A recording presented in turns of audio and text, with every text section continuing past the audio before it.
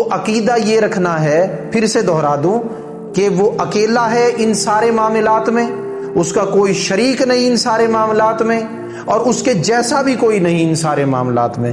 تو آج ہم نے جو ہے توحید کے درس کو مختصراً مکمل کیا، حالانکہ توحید ایک ایسی چیز ہے کہ اس کے اوصاف، اللہ تبارک و تعالیٰ کی توحید کے جو اوصاف ہیں، اس کو اگر لکھنا شروع کیا جائے اور زمین و آسمان ورق بن جائیں اور تمام درختوں کی قلمیں بن جائیں اور تمام دریا سمندروں کی سیاہی بن جائے اور تمام جن و انس اور فرشتے، تمام مخلوق لکھنے والی بن جائے،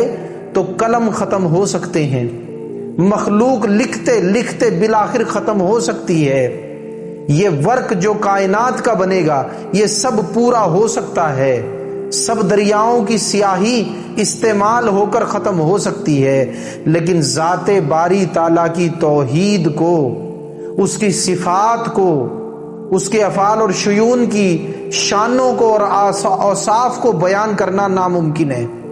تو یہ اس چھوٹے سے درس میں، جو دورانیے کے لحاظ سے میں نے مختصر کرنے کی کوشش کی، بنیادی عقیدہ توحید قل هو اللہ احد کے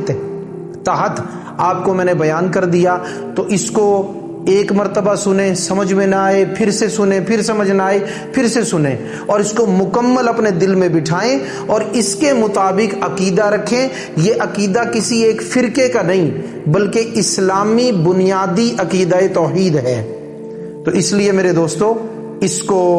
اپنے دلوں میں بٹھائیں اور عقیدہ اس کے مطابق رکھیں۔ انشاءاللہ جو دوسرا درس ہوگا اس کے بارے میں ہم توحید کے بعد جو ہے پھر شرک پر بھی گفتگو کریں گے اور دوسری چیزوں پر بھی، جس طرح سے ترتیب قائم ہوگی صفات پر بھی۔ اللہ تبارک و تعالیٰ سے دعا ہے کہ جو کچھ میں نے بیان کیا،